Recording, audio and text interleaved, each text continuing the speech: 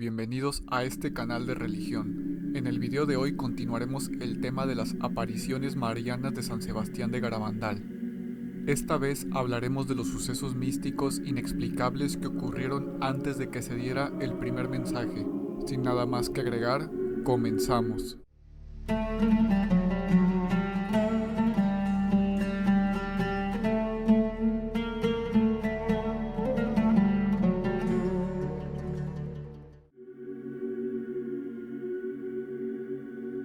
El 4 de julio de 1961, María les reveló su mensaje y diciéndoles que no deberían hacerlo público hasta el 18 de octubre, pero primero se darían una serie de pruebas sobrenaturales para que el mensaje pudiera ser creído. Durante este periodo de 5 años, las niñas videntes fueron examinadas por más de 40 doctores. Para unos, el fenómeno era fruto de la histeria, epilepsia o sugestión colectiva.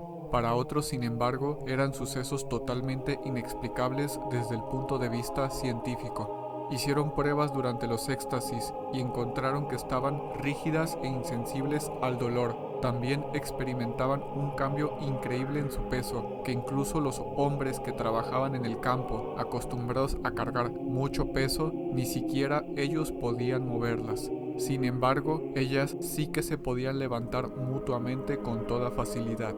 Las niñas sabían cuándo iban a tener una aparición obedeciendo a un patrón de 3 llamadas. La vidente Conchita lo relata de la siguiente manera. Era como una voz interior, pero que no la oíamos con los oídos, como una alegría interior. Eran 3 llamadas. La primera es una alegría más pequeña, la segunda ya es algo mayor, pero a la tercera nos ponemos muy nerviosas y con mucha alegría. Conchita tuvo que esperar muchas noches en vela, esperando la última llamada de la Virgen. Durante las cerca de 2000 sesiones que concentraron a grandes multitudes, las muchachas habrían entrado en profundo estado de éxtasis y se registraron aparentes fenómenos paranormales registrados por cámaras fotográficas o grabaciones, tales como levitaciones, demostraciones de fuerza, etc. Ante la presencia de miles de testigos que observaron cómo en algunas ocasiones intentaron quitar del trance a las niñas mediante pinchazos de aguja, quemaduras o golpes. Sin embargo, todos estos intentos no tuvieron efecto. Las fotografías tomadas a corta distancia con el flash no las hacían parpadear. En sus marchas hacia adelante o hacia atrás, se movían con gran precisión y velocidad, sin siquiera mirar a dónde iban. Y fueron especialmente impresionantes sus descensos nocturnos, caminando hacia atrás a gran velocidad. También se observó el fenómeno de que mientras oraban podían caer de repente hacia atrás y golpear con su cabeza el suelo. Esto impresionó a muchos observadores del fenómeno, atestiguando posteriormente que nunca se hicieron daño. La Virgen besaba los crucifijos para posteriormente ser devueltos por las niñas sin equivocarse nunca, y lo hacían siempre mirando hacia arriba, sin mirar a la persona o al objeto, los cuales eran apilados en una mesa, en la casa de una de ellas. Esto provocaba conmoción en las personas cuando les eran devueltos los objetos bendecidos de esta forma misteriosa. El caso del quinto vidente de Garabandal es muy interesante. De entre los muchos sacerdotes que subieron al pueblo, hubo un sacerdote jesuita llamado Luis Andreu, un gran profesor de teología, con la reputación de ser también un santo. El día 8 de agosto de 1961, después de celebrar una fervorosa misa, ya al atardecer cayeron en éxtasis las niñas y subieron a los pinos. El padre, las niñas y toda la multitud. En cuanto llegaron, se arrodillaron las niñas y cantaron el himno a San Miguel Arcángel. En ese momento, el padre pareció profundamente emocionado, cae en éxtasis y grita 4 veces la palabra milagro. Después diría: «¿Qué regalo me ha dado la Virgen? Qué afortunados somos de tener una madre como ella en el cielo. Este es el día más feliz de mi vida». El día 9 de agosto, de camino a casa con unos amigos, después de asegurar que estaba muy contento porque la señora le había hecho un regalo esa misma noche, profirió entonces un leve sonido como de tos, inclinó la cabeza y murió en el coche. Acudieron a la clínica solo para constatar que había muerto. El padre no padecía ninguna enfermedad y no sufrió ni agonizó. En sus posteriores visiones, las videntes afirmaron que podían escuchar la voz del padre Luis Andreu, el cual les dijo cosas de su hermano, quien también era sacerdote y estaba en Garabandal. En algunas ocasiones sostuvieron diálogo con él mientras su hermano estaba presente.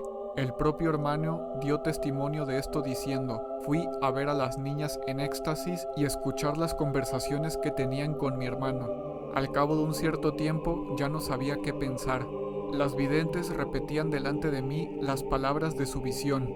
En otra ocasión se las escuchó recitando el Ave María en griego, idioma imposible que ellas estuvieran hablando, si no es porque después ellas mismas dirían que era el padre Luis Andreu quien estaba orando en ese idioma. Por último, la Virgen les dijo que el día antes de su muerte, ella les dio a conocer el gran milagro.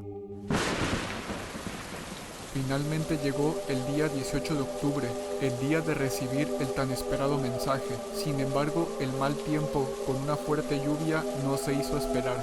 No obstante, cientos de personas hicieron el sacrificio de estar ahí. Finalmente, el mensaje fue leído en voz alta, y dice lo siguiente: hay que hacer muchos sacrificios, mucha penitencia, visitar al Santísimo, pero antes tenemos que ser muy buenos, y si no lo hacemos vendrá un castigo. Ya se está llenando la copa, y si no cambiamos, nos vendrá un castigo muy grande.